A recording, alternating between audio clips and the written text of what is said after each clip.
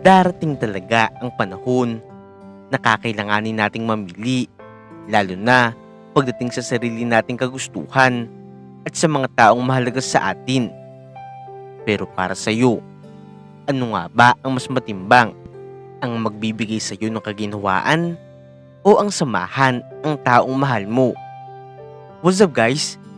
Sabay-sabay nating pakinggan ngayon ang kwento ng buhay ni Ronnie.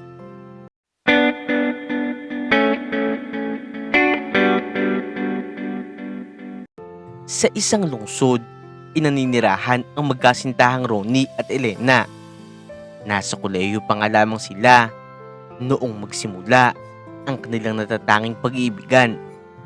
Pareho nga silang mga panganay sa kanilang magkakapatid at kapwa sila rin ang breadwinner ng kanilang pamilya. Kung kaya sa maagang edad pa lamang din, ay pareho nang namulat ang dalawa sa realidad ng buhay na kapwa pinagsasabay ang pag-aaral sa umaga at trabaho naman sa gabi upang makatulong sa kanilang mga magulang. Sa trabahong pareho nilang pinapasukan sa tuwing gabi, doon nga sila nagkakilala at noong magtagal, doon nga rin sila nagkapalagay ng loob. Kapwa kasi nila naiintindihan ang pinanggagalingan ng bawat isa, kung kahit ganoon na lamang din kagaan ang loob ng mga ito sa isa't isa. At tuluyang nahulog na nga ang kanilang mga loob. Sa paglipas pa ng mahabang panahon, ay pinagtibay at hinubugan nito ang kanilang pagmamahalan. Hanggang sa isang araw, isang masamang balita ang natanggap ni Ronnie patungkol sa kanyang nanay. Na aksidente daw ang mga magulang ni Ronnie habang nasa kalsada ang mga ito upang sana isunduin sa eskwelahan ang dalawa pa niyang nakababatang kapatid. Ang kanyang ina ay lubhang napuruhan na siyang dahilan upang maputulan nga ito ng kaliwang paa. Samantalang sa kasamaang palad, ang kanyang ama ay hindi na nga nabuhay pa dahil sa tindi ng pinsala na nakuha nito. At simula nga noon, napilitan na nga si Ronnie na tumigil na muna sa kanyang pag-aaral sa kolehiyo. Naghanap na nga muna siya ng iba pang pagkakakitaan dahil ngayon ay wala na ang kanilang ama para magbigay ng suporta sa kanilang pamilya. Dagdag pa nga rin doon, ang kanyang nanay naman ay nangangailangan ng panghabang buhay na gamutan na dulot na rin ng aksidente. Mahal, huwag ka nang malungkot. Magiging maayos din ang lahat, okay? Huwag ka na rin mag-alala. Nandito lang naman ako palagi para sa iyo eh. Hindi kita iiwan, lalo na sa pagsubok na hinaharap mo ngayon. Kasama mo ako. Sambit ni Elena sa kasintahan niyang si Ronnie na sa ngayon ay lugmok na. Maraming salamat mahal ko. Hindi ko na nga talaga alam ang gagawin ko eh. Pero salamat dahil hindi mo ako inahayaan. Alam mo rin ang problemang ito. Nandiyan ka palagi para sa akin. Kaya salamat talaga. Siguro, kung wala ka sa tabi ko, baka nasiraan na rin ako ng bait. Malungkot na tugon ni Ronnie at saka tuluyang ibinuhos ang mga luha sa mga bisig ni Elena. Isang taon na nga lamang ang kinakailangan na pagtiyagaan ni Elena upang tuloy na nga siya makapagtapos ng kolehiyo. Para sa kanya ay isa itong malaking pagkakataon upang makapaghanap na nga siya ng magandang trabaho na mayroon ding magandang kita nang sa ganoon ay hindi lang siya basta makatulong sa kanyang sariling pamilya, kung hindi para na rin makatulong sa kanyang nobyong si Ronnie na batid niyang gustong-gusto nga rin makapagtapos ng pag-aaral at maabot ang pangarap para sa sarili, sa pamilya at para na rin sa kanilang dalawa. Mahal, may maganda akong balita sa iyo. Magkita tayo mamayang gabi ha? Nasasabik na sambit ni Elena sa voice message na ipinadala niya kay Ronnie. At katulad na nga rin ng kanilang napag-usapan sa takdang oras sa mismong lugar ng kanilang pagkikitaan upang magdiwang ng kanilang ika-4 na taon na magkarelasyon, ibinahagi na nga ni Elena ang kanyang magandang balita para sa kasintahan. Mahal, happy 4th anniversary. Mahal na mahal kita. Hindi ako magsisisi na ikaw ang lalaki kong pinili. Ikaw ang minahal ko. Kaya naman ngayon, may maganda akong balitang handog para sa iyo. Sana magustuhan mo. Ito tingnan mo. Sambit ng dalaga. Bigla niyang inilabas ang maliit na bagay. Kasama nga nito ang ilang pirasong dokumento. Wow! Ano to, mahal? Mag-aaral ka ulit? Di ba? Kakagraduate mo lang ngayong taon? Hindi mo nabanggit sa akin to May gusto ka pa bang ibang kunin na ibang kurso maliban sa pagiging guro? Nagtatakang tanong ni Ronnie. Si mahal naman Hindi mo ba nakikita? Yan may pangalan dyan sa papel. Ikaw yan Sa'yo talaga yan. Sagot naman ni Elena. Ha? Sa akin? Pero mautal-utal at nagtatakang sagot ni Ronnie na hindi makapaniwalang tinutuon na nga ni Elena ang sinabi nito noon na ilalakad nga nito ang kanyang mga papeles para makakuha ng scholarship sa isang sikat na universidad na nagbibigay ng oportunidad para sa mga katulad niya na working student. Wait lang, mahal There's more. Tingnan mo pa yung isang papel na nasa loob ng envelope. Dali na. Buksan mo na yan. Tuwang-tuwa namang sabi nito ulit sa nobyo. Wow! Summa cum laude ang mahal ko. Grabe. Sabi ko na nga ba Nagbunga na ang lahat ng paghihirap mo. Ang galing-galing at sobrang talino talaga ng girlfriend ko. Sobrang swerte ko. Congratulations, mahal. Sobrang proud ako sa iyo. Sigaw na sambit ni Ronnie na hindi nga maitago ang saya na kanyang nararamdaman sa mga oras na yun. Masaya niyang niyakap si Elena at paulit-ulit nga niyang sinasabi kung gaano siya ka-proud dito. Habang nasa daan pa uwi, bigla namang bumuhos ang napakalakas na ulan. Sumilong sila sandali upang patilain ito. Pero halos buong katawan na nga nila ang nabasa dahil sa lakas ng ulan at wala nga rin silang payong. Mabuti na nga lamang din hindi ba tuluyang nabasa ang mga dokumento na dala-dala nila kanina. Nang lumaon na nga at bahagya nang humina ang ulan, mabilis na nga rin sumibat ang dalawa at napagpasyahan na doon na lamang muna magpalipas ng gabi sa bahay nila Ronnie dahil sa lumalalim na nga rin ang gabi at hindi pa nga rin talaga tuluyang tumitila ang ulan. Mahal, kung okay lang sa'yo, doon ka na lang muna matulog sa bahay ngayon. Masyado na rin kasing malalim ang gabi Tsaka kita mo naman, hindi na rin tayo may ahatid ng motor. Siguradong bahang-bahan na rin sa mga dadaanan nating kalsada. Alam mo naman yung motor namin, medyo antik na talaga. Konting ulan lang, sira na agad. Nahiyang suwestyon ni Ronnie sa kanyang nobyang si Elena. Sige. Okay lang naman sa akin. Pero teka, okay lang ba kay tita? Nakakahiya din kasi Sagot naman ni Elena. Oo naman. Ikaw naman para namang iba ka kay nanay. Ang tagal na nating magkarelasyon. Sambit naman ni Ronnie. Noong makarating na nga sila sa bahay nila Ronnie, itulog na nga rin ang lahat ng mga tao dito.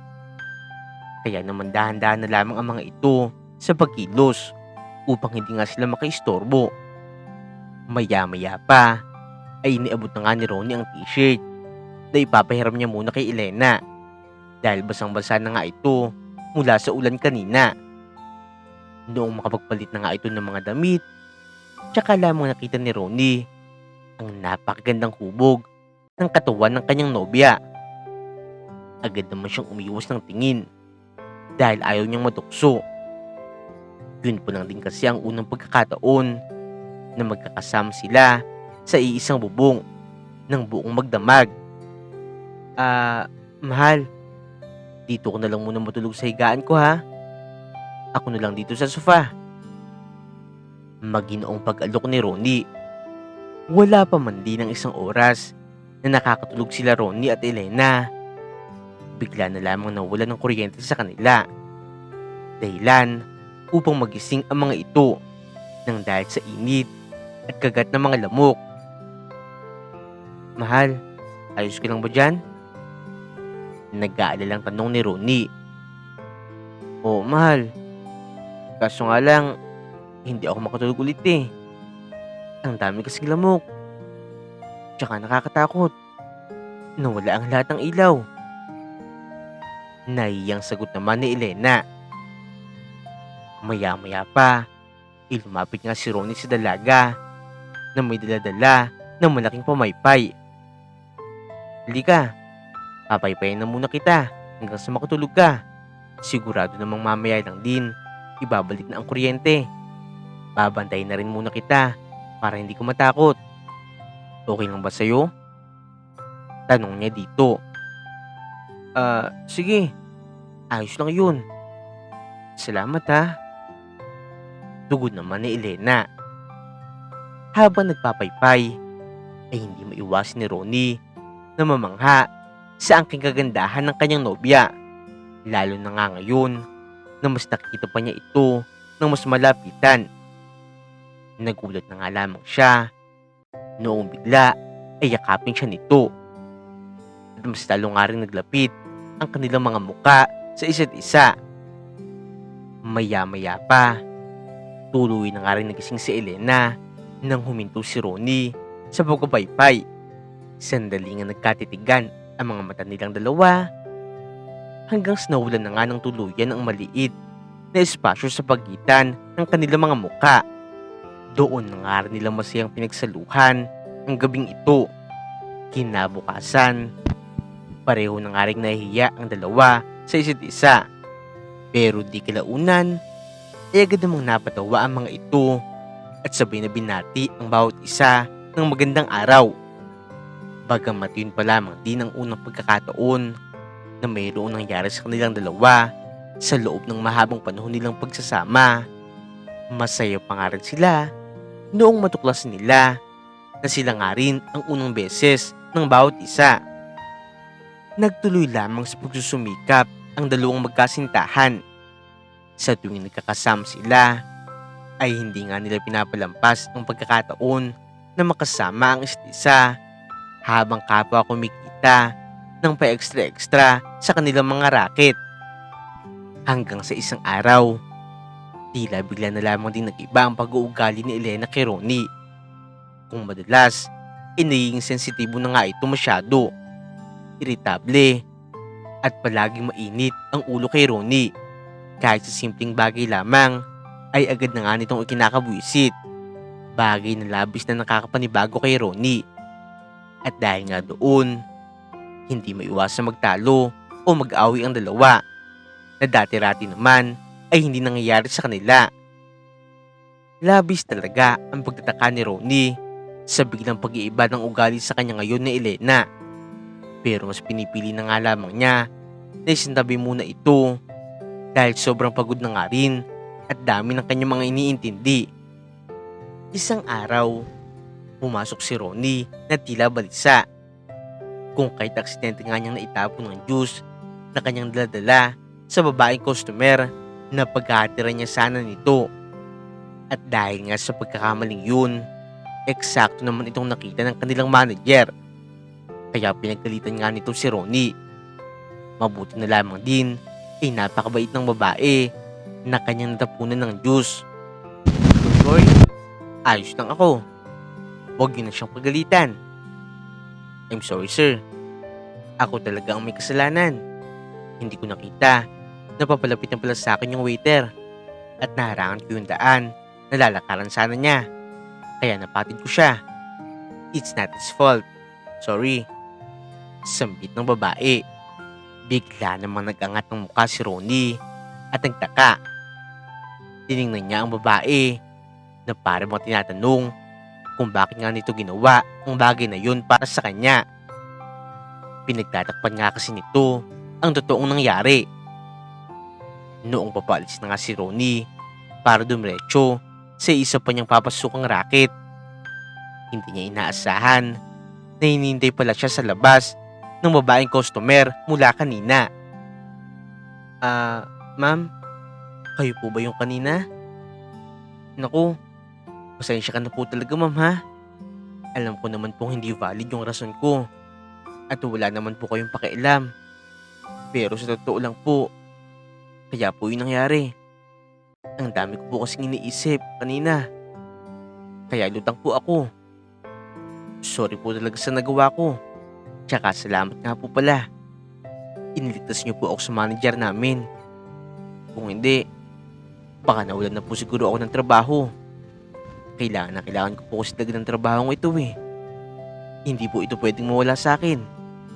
Sunod-sunod na nahihiyang sambit ni Ronnie sa babae. Ano ka ba? It's okay. Halata ko naman eh. I know you were not in yourself kanina. And I may not know what exactly the reason is.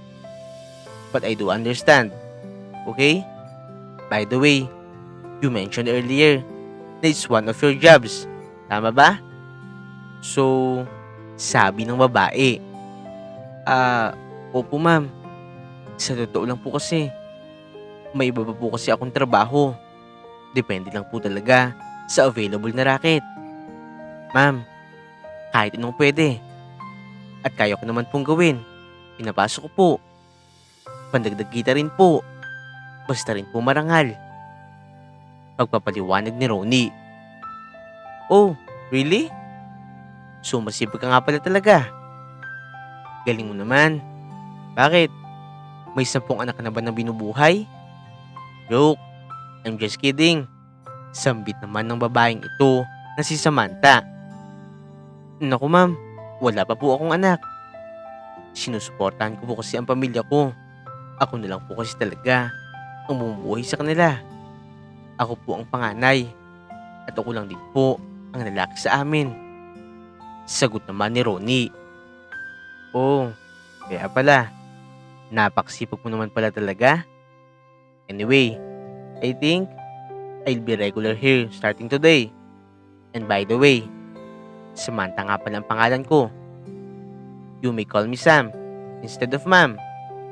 Magkasing edad lang naman tayo eh. Kaya wag mo na akong tawaging ma'am. Asahan mo, palagi yun na akong magiging customer.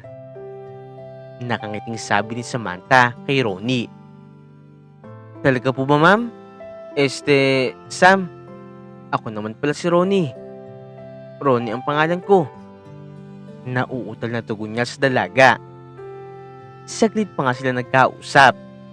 At maya-maya pa, nagpaalam na nga rin si Ronnie. Dahil papasok na nga siya sa isa pa niyang ekstrang pinapasukan. Lingid nga rin sa kanyang kaalaman, sinundan pala siya ni Samantha. Kung kahit nalaman nga rin ito, na pumapasok nga rin siya sa isa pang branch ng convenience store na kung saan pagmamayari nga rin ito ni Samantha. Kinabukas naman, pagkapasok ni Ronnie sa kanyang trabaho, nagulat na nga lamang siya noong makita nga niya na nandito ulit si Samantha.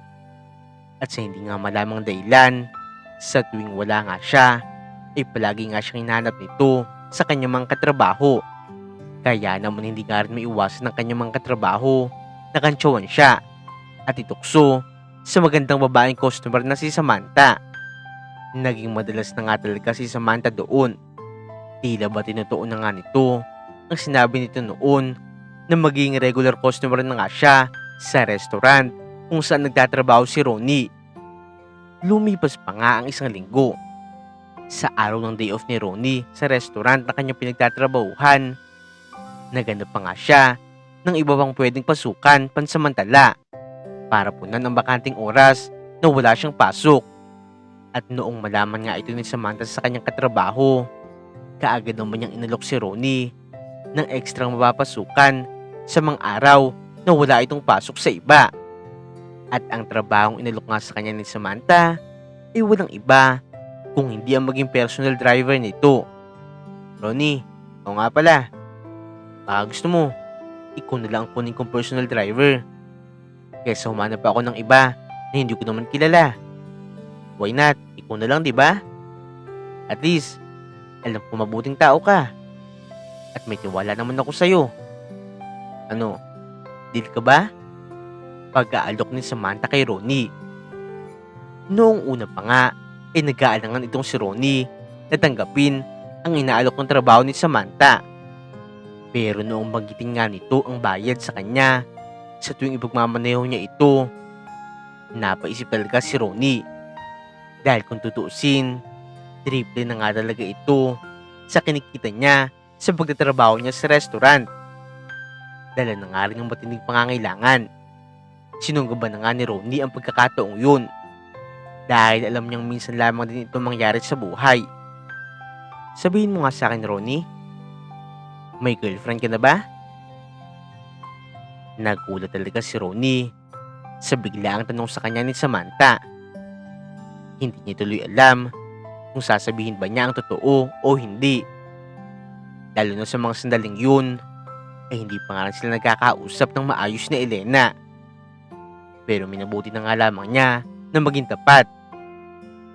Oo, Sam, may girlfriend na ako.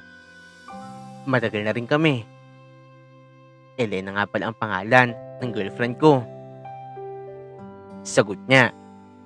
Naramdaman ni Ronnie na baging natahimik si Samantha noong sagutin niya ito. Pero mas ikinagulat nga niya ang mga sumunod pang sinabi ni Samantha sa kanya. Ah, kaya pala. Pero matanong ko lang din. Mahal mo pa ba siya? Si Elena? Kasi to me, it sounds like you're a bit hesitant on telling the truth. Parang nag-aalangan ka. Ramdam ko kasi parang may something sa inyo. Dapatin mo nga rin ako. Ayos na ba ang relasyon nyo? Tanong ni Samantha. Natigilan tuloy bigla si Ronnie sa kanyang mga narinig. Hindi ko rin alam. Okay pa nga ba kami? Nagtatakang tanong ni Ronnie sa kanyang sarili. Sorry, Ronnie. Dapat, hindi ko tinanong yan. Sige, huwag kang mag-alala. Huwag mo nang sagutin yan kung hindi ka naman komportable. Sambit ni Samantha. Nalata kasi niya na tila hindi na nga komportable si Ronnie sa kanyang mga naging tanong. Nginitian na nga lamang din ito ni Ronnie bilang tugon na ayos lamang ang lahat. Isang araw naman, habang nasa bayan, inakita ni Ronnie sa kalsada ang pastillas na paborito ni Elena. Naisipan nga ni Ronnie na bilhan nito si Elena bilang pasalubong. At kasabi nga noon, gusto nga rin niyang humingi ng paumanhin dito sa mga bagay na hindi nga nila pagkakaunawaan. Sa mga oras din naman na yun, ay hirap na hirap si Elena na kasalukuyang mayroong sakit. Maliban sa karamdamang iniinda, ay masama nga rin ang loob niya kay Ronnie dahil nagawa na nga lamang siyang tiisin ni Ronnie ng ganoon katagal. Kung kahit maging pati siya, nakipagmatigasin na lamang din. Nagulat na lamang siya nang sabihin ng kanyang kapatid na nandoon daw si Ronnie. Hindi naman niya ito pinansin noong una at nakahiga lamang siya sa higaan. Mahal, may sakit ka pala. Ikaw naman oh. Bakit di mo lang sinabi sa akin? Nag-aalalang tanong ni Ronnie sa kanyang nobya. Bakit pa? Kapag sinabi ko ba, pupunta ka ba agad dito? Lulunukin mo ba agad yung pride mo? Nagawa mo nga akong tiisin eh. Tapos ngayon, parang kasalanan ko pa na hindi ako nagsabi sa'yo. Galit na sagot nito. Mahal naman, sorry na. Nabisi lang kasi talaga ako. Sobra-sobra ang pagka-busy ko. Alam mo naman, kailangan ko ng pambili ng maintenance ni nanay eh. Bawat oras ay mahalaga sa akin. Kaya trabaho lang ako ng trabaho. At hindi ibig sabihin noon, ibinabaliwala kita. Pakikiusap pa ni Ronnie. Yan ang plagi mong sinasabi. Busy, busy. Daig mo pa si Superman sa sobrang pagkabisi mo. Tsaka ito lang naman ang bahay namin, oh. Napakalapit. Ang sabihin mo, nagbago ka na. Naging ma-pride ka na. At kahit simpleng chat lang, hindi mo pa magawa. Akala ko nga kung ano nangyari sa'yo eh. Hindi ka na nagpaparamdam. Hindi ka naman dati ganyan ah. Bakit? May iba ka na ba? Sunod-sunod na sabi ni Elena na ikinarindi na nga rin ng tenga ni Ronnie. Ano ba naman yan? Nag-sorry na nga yung tao eh. Nakipagmatigasan ka pa rin. Elena, wala akong iba. Okay? Hirap na nga ako sa pagtatrabaho ng maayos. Tapos ganyan pa ang sasabihin mo sa akin? Alam mo namang ako lang din ang bumubuhay sa pamilya ko. Kaya sana, maintindihan mo naman ako. Hindi lang ikaw ang may kailangan sa akin. Kailangan din ako ng pamilya ko. Sambit ni Ronnie. Pero sa kalagitnaan ng kanyang mga sinasabi, bigla nga rin sumabat dito si Elena. Ayan, puro kasi ganyan. Yan lagi ang linyahan mo. Sige nga, paano kung magkapamilya ka na? Paano kung magkaroon ka na ng sarili mo? Yan pa rin bang idadahilan mo? Diyos ko naman Ronnie oh. Malalaki na rin naman kapatid mo. Huwag mo naman kasing saluhin ng lahat. Pwede ka rin namang humingi ng tulong sa kanila. Kahit sa maliit na bagay lang. Para naman hindi lang ikaw yung bigay ng bigay. Naiintindihan naman kita eh. Dahil parehas tayo ng katayuan sa mga pamilya natin. Pero Ronnie, 22 anyos na yung kapatid mong si Dayan. At yung bunso nyo naman, 19 anyos na. Pwede rin naman nabuksan nyo ulit yung dati nyong tindahan, di ba? Para din naman kahit papaano, mayroon kang makatulong sa iba nyo pang mga gastusin. Huwag mo naman sana hayaan, Ronnie, na maubos ka lang sa ganyan. Huwag mong ibibi ang mga kapatid mo. Turuan mo rin sila kung paano dumiskarte. Dahil hindi habang buhay, kasama ka nila. Sambit pa ni Elena. Tuloy na nga talaga narindi si Ronnie sa mga sinasabi sa kanya na Elena. Lalo na sa parting para sa kanya ay kino-question pa nga nito ang ginagawa niyang pagtulong sa kanyang pamilya. Hindi na nga rin talaga napigilan pa ni Ronnie ang kanyang sarili. Elena, ano bang pake mo? Kung makapagsalita ka. Asawa na ba kita para diktahan mo ako sa mga dapat kong gawin para sa pamilya ko? Kung makapagsalita ka. Akala mo, ikaw tong naobliga na tumulong sa pamilya ko eh. Diyan ka na nga. Kung ayaw mo makipag-ayos, bahala ka. Hindi kita pipilitin. Galit na sabi ni Ronnie. Sabay umalis at iniwan si Elena. Dumiretso na nga lamang si Ronnie sa isa pa niyang pinapasukang convenience store para ipaalam sa kanyang kasamahan na hindi nga muna siya makakapasok ngayong gabi. Sa mga sandaling ito, ay eksakto nga rin namang dumating dito si Samantha. Napansin nga nito na namumugto ang mga mata ni Ronnie. Kaagad nga siyang tinanong ni Samantha kung ano ang nangyari. Dala na rin naman ang sama ng loob ni Ronnie. Hindi na nga niya napigilan pa ang sarili na magkwento kay Samantha. Hindi ko na alam, Sam. Hindi naman kami ganito dati eh. Bigla nilang nagbago ang lahat. Palagi nilang mainit ang ulo niya sa akin.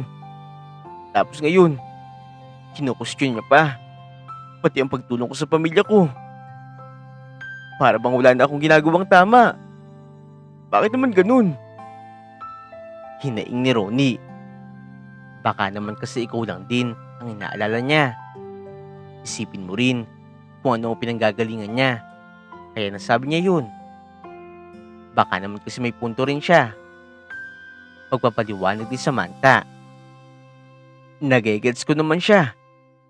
Pero kasi, parang hindi na siya yung dating babaeng minahal ko.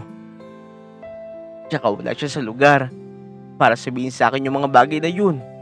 Halos gusto na rin niya na kontrolin yung mga desisyon ko. Hindi ko pa nga siya asawa eh. Tapos ganun na agad yung mga ipinapakita niya.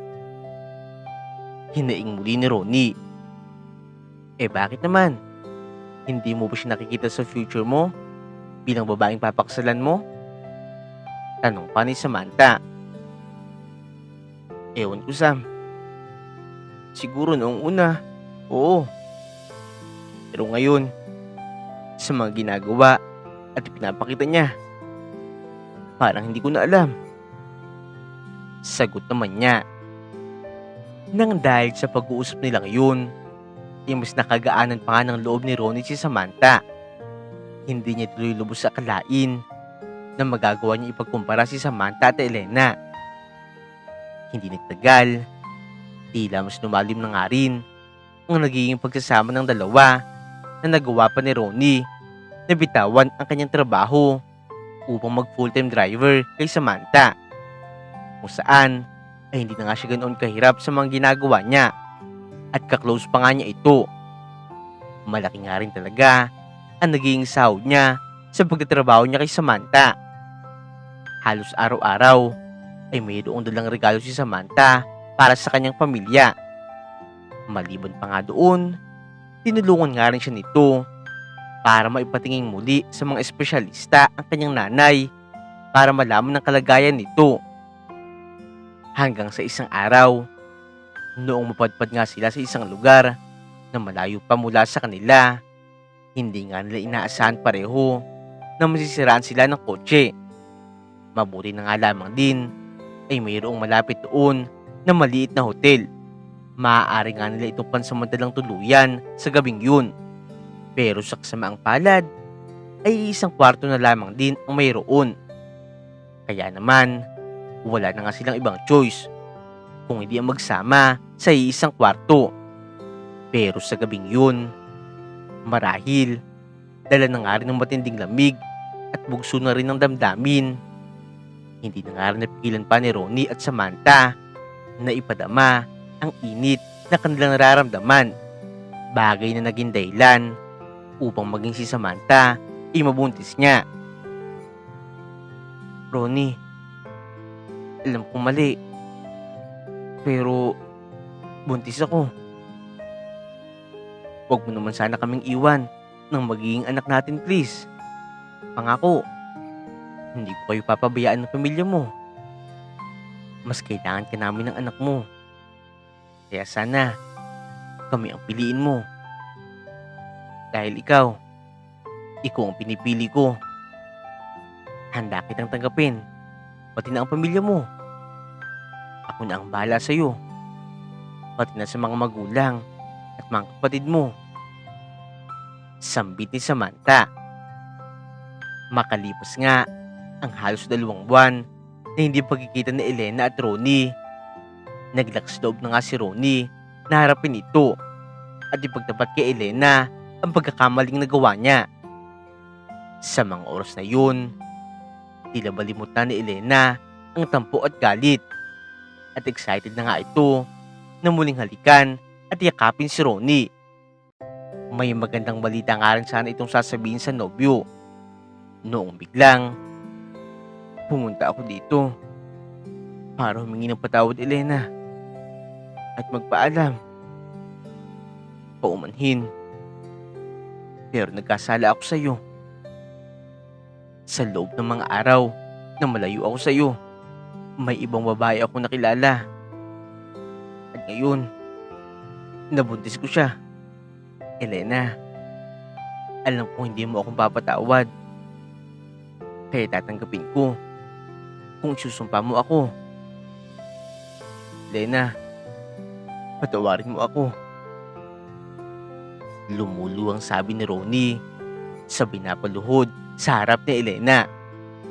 Halos gumuho ang buong mundo ni Elena sa mga sandaling yun. Niwala siyang kahit anong sinabi kay Ronnie kung hindi ang pagtalikod na lamang.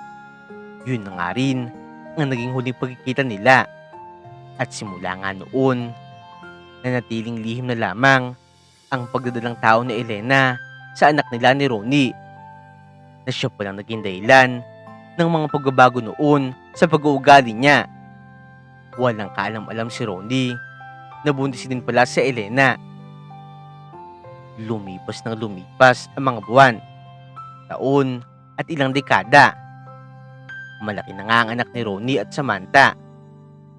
Bagamat nagawa na nga ni Ronnie na makamit ang karangyaan sa buhay, bit-bit pa nga rin niya sa kanyang dibdib ang sakit at konsensya na dinulot niya sa kanyang dating kasintahan. Maging si Samantha man ay mayroon nga rin pagsisisi sa naging pagkakamali niya sa kapwa niya babae. Pero kahit ano pa man ang gawin, ang nakalipas ay nakalipas na. Ano ba naman to? Hindi mo ba yan kayang ayusin? Napaksimple na nga lang ng pinapagawa ko sa'yo, di ba? Hindi mo ba magawa ng tama? Honor student ka pa man din na ituring. Pero ang pangit ng mga gawa mo. Ulitin mo yun, ha? Nakakawisit. Bulyaw ni Don Ronnie sa dalagang si Mia na bagong hired bilang kanyang bagong sekretarya. Wala nga kasi nagtatagal sa kanya dahil sa kanyang pag-uugali. Sa ngayon din kasi ay si Ronnie na ang namamahala sa karamihan ng mga negosyo ng asawa niyang si Samantha. I'm so sorry po, sir.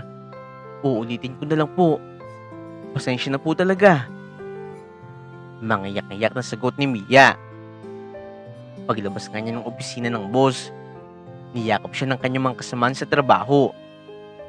Sa isang buwan niyang pamamasukan bilang sekretarya, unang araw pa nga lamang niya hanggang sa ngayon, palagi na nga lamang siyang pinapagalitan, sinasabihang mali at pangit ang kanyang mga ginagawa. Kahit naman karamihan sa kanyang mga kasamahan ay sinasabing maganda ang kanyang mga ginagawang trabaho. Natatanging siya lamang din ang mula umaga hanggang maghapon ay paboritong pagalitan, bulyawan, at madalas ay pahiya ng kanyang matandang boss. Kung minsan pa nga ay ang anak nitong si Bella pa ang mismo nagtatanggol kay Mia sa tuwing nakikitang sumusobra na ang pagtrato ni Ronnie sa kanyang empleyado. Isang beses pa nga, mismo ang asawa na rin niyang si Samantha ang nagtanong sa kanya patungkol sa bagay na yun, kung bakit tila napakainit ng kanyang ulo sa dalagang si Mia. Gayong ginagawa naman ito ng maayos ang kanyang trabaho.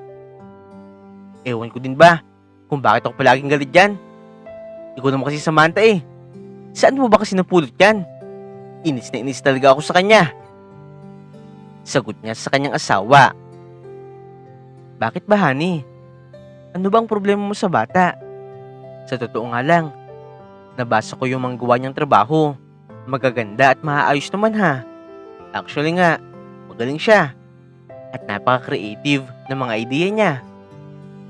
Have you even read one of them? Tanong ni Samantha sa asawa niyang si Ronnie. Hindi no. Ayaw ko nga siyang tingnan eh. Ayoko siyang tingnan. Kasi kamukha niya si... Biglang naputol ang sasabihin sana ni Ronnie. Sino? Si Elena ba? Yun ba ang dahilan kung bakit mo pinag-iinitan yung bata? Dahil lang kamukha niya si Elena? Pero wait. Are you sure ba? Nawala kayong anak na Elena noong iniwan mo siya? May pagtatakang tanong ni Samantha.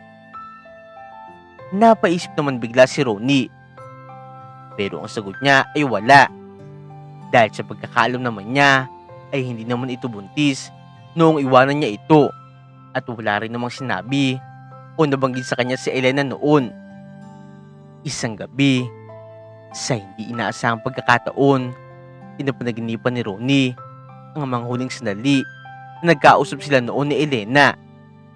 Nagising siyang bigla at naalala ang sinabi noon ni Elena na mayroon sanang magandang balita na sasabihin ito noon, pero hindi na nga ito natuloy pa dahil sa sama ng loob na dulot ng kanyang pag-aamin noon. Kinabukasan, sinabi nga niya ito sa kanyang asawa. Hindi ba't sabi mo noon may nangyari sa inyo? At buhat noon, parang mayroon nag-iba sa mga pag-uugali niya. Hindi kaya dahil buntis noon si Elena? At di kaya yun din ang dapat niyang sasabihin sa iyo noong huli kayo nagkita at nagkausap? Nagtataka din at napapaisip na sambit ni Samantha. Sa mga oras na ito, tsaka lamang din ang pagtanto ni Ronnie na malaki nga ang posibilidad na totoo ang sinasabi sa kanya ngayon ng kanyang asawa. Kaya naman sa tulong ng kanyang asawa, binalikan nilang muli ang dating tirahan ni Elena. Pero sa kasamaang palad, wala na nga ang mga ito doon. At nabalitaan na nga lamang niya na matagal na rin palang pumanaw si Elena dahil nagkaroon ito ng karamdaman. Doon lang din napag-alaman ni Ronnie na totoong nagkaroon ng anak si Elena. At kahit na hindi man sinabi sa kanila kung sino nga ba ang ama ng bata, alam ni Ronnie sa kanyang sarili na maaaring sa kanya talaga yun. Pasensya na po kayo, pero matagal na panahon na rin po kasi. Pero ang balita ko po, nagtatrabaho si Ate Mia sa isang malaking kumpanya ng mga international furniture at franchising stores. Kaso, hanggang doon lang po ang nalalaman ko tungkol sa kanya. Sambit ng binatang na pagtanungan nila na nakatira sa tabi ng dating bahay nila Elena. Teka, sa atin yun, Hana? At saka Mia? Hindi ba't Mia ang pangalan ng sekretary mo? Sambit ni Samantha. Sa mga oras na ito, walang pagdadalawang isip na nagmaneho pabalik ng kumpanya ang mag-asawang Ronnie at Samantha. Pero pagdating nga nila doon, nakita na lamang nila ang bakanting upuan ni Mia na noon pala ay ikalawang araw ng absent dahil sa sakit. Pero sa lames ng dalaga, nandoon ang larawan nito katabi ang kanyang nanay na si Elena na siya nga rin nagkumpirma ng totoong pagkatao nito. Dito nga biglang naiyak si Ronnie. Sa loob ng kanyang opisina ay umalingaw-ngaw ang malakas niyang pagtangis habang binabanggit ang pangalan ng kanyang anak na si Mia. Doon na lamang niya napagtanto ang malaking pagkakamaling nagawa niya. Sa mga panahong sinisiguan at ipinapahiya nga niya ito sa harap ng maraming tao, wala siyang kaalam-alam na anak niya pala ito. Wait, Han. Ang alam ko, medyo ka-close ng anak nating si Bella si Mia. Kasi madalas, sila rin ang magkasama. Baka pwede niya kontakin si Mia. Saad ni Samantha. Maging ang anak nilang si Bella ay nagulat din sa kanilang mga nalaman. Pero ganoon pa man, para sa kanya ay isa itong swerte. Dahil napakabait nga rin sa kanya ni Mia. Tuwang-tuwa nga talaga si Bella noong malaman na half-sister niya si Mia. Lalo na wala naman siyang ibang kapatid. Kinabukasan nga ay maagang gumiyak si Mia para pumunta sa opisina. Pinatawag nga kasi siya ni Ronnie. Tingin sa kanyang kaalaman, dito na rin pala magsisimula ang pagbabago ng kanyang buhay. Inihanda talaga niya ng maayos ang kanyang sarili dahil sa takot na baka muli nga siyang pagkalitan ni Ronnie. Habang naglalakad sa maluwag na events venue, ay namangha si Mia sa ganda ng ayos nito. Wow, saktong-sakto ito sa kulay ng damit ko Tsaka saktong-sakto rin, birthday ko ngayon. Mukhang naaayon sa akin ang araw na ito Pero bakit parang walang tao? Mamaya pa kaya ang event? Or sadyang sobrang aga ko lang talaga? Wala pa rin ata si Sir. Sunod-sunod na tanong niya sa kanyang sarili. Sa bagay, okay lang yun. I-feel ko na muna yung moment. Para kunyari, birthday celebration ko talaga. Natatawa pang ang sabi ni Mia sa kanyang sarili. Pero nagulat si Mia noong biglang magsibukasan ang mga ilaw at ang isang spotlight ay nakatutok sa kanya. Maya-maya lamang din ay naglapagan ang mga petals ng bulaklak at isa-isang nagsilabasan ang mga bisita kabilang ang mga katrabaho niya at ang mga boss niya, pati na si Bella. Ilang saglit pa nga rin, inagsalita si Don Ronnie. Bagay na kinagulat ni Mia, lalo na noong ipakita sa malaking monitor ang mukha niya at nakalagay pa nga doon ang katagang, "Happy birthday, our eldest." Noong magsimula na nga magsalita si Don Ronnie, doon lamang nabiglang linaw kay Mia ang mga nangyayari at ang patungkol sa totoo niyang pagkatao na siya pala ay anak ni Don Ronnie. Noong una nga, inakramdam si Mia ng galit at puot kay Don Ronnie. Marahil na rin sa ginawa nga nitong panuloko sa kanyang nanay at ang pag-iwan nito sa kanila noon. Maging sa mga ginawa nito sa kanya habang siya ay namamasukan sa kanila bilang kanyang sekretarya. Pero habang nagpapaliwanag si Ronnie at nakikita nga niya ang labis na pagsisi sa mga mata nito, lalo na noong malaman niya ang buong detalye ng mga nangyari noon, hindi niya maiwasang makaramdam ng kahit papaanong awa at hindi nga rin niya matiis pa na makipagmatigasan, lalo na noong si Madam Samantha na nga ang humingi ng tawad sa kanya at sa kanyang nanay na nagawa pa nga nitong lumuhod sa kanyang harapan. Dahil sa likas na kabaitan ni Mia, tinanggap na nga rin niya ang paumanhin nila at pinatawad sila. Hindi ko alam, Mia, kung paano makakabawi sa nanay mo. Nagkasala talaga ako sa kanya. Alam kong malaki rin ang naging pagkakasala ko sa iyo. Kaya salamat. Nandiyan ka. Hayaan mo sana akong bumawi sa iyo. Patawarin mo kami ng papa mo. Umiiyak na sambit muli ni Madam Samantha. Ma'am, naging mabait po kayo sa akin. Kahit noong mga panahon na hindi pa ninyo alam ang tungkol sa pagkatao ko. Palagi niyo po akong pinagtatanggol at pinagmamalasakitan. Kaya doon pa lang po, bawing-bawi na po kayo. Alam ko po na mabuti po kayong tao. At ikaw din po, Papa. Pinapatawad na po kita. Alam kong ito rin naman po ang gustong mangyari ni nanay. Ang huwag ako magtanim ng galit sa iyo. Gustong gusto rin po niya na makilala kita. Kung kahit nakatitiyak din po ako na pinapatawad na rin po ni nanay. Sagot naman ni Mia at saka tinanggap ang isang malaki at mahigpit na yakap mula sa pamilya ngayon ay maituturing na nga rin niyang sa kanya. Simula nga noon ay naging parte na nga rin si Mia ng kanilang pamilya. Naging mas masaya na nga at makulay pa ang kanilang buhay buhat noong dumating si Mia sa kanilang buhay. At sa kabutihang palad, ang magaspang na pag-uugali ng matandang CEO na si Don Ronnie ay nagbago na. Naging masayahin na nga siya at parang wala siyang ibang gustong gawin kung hindi ang bumawi sa kanyang anak na si Mia.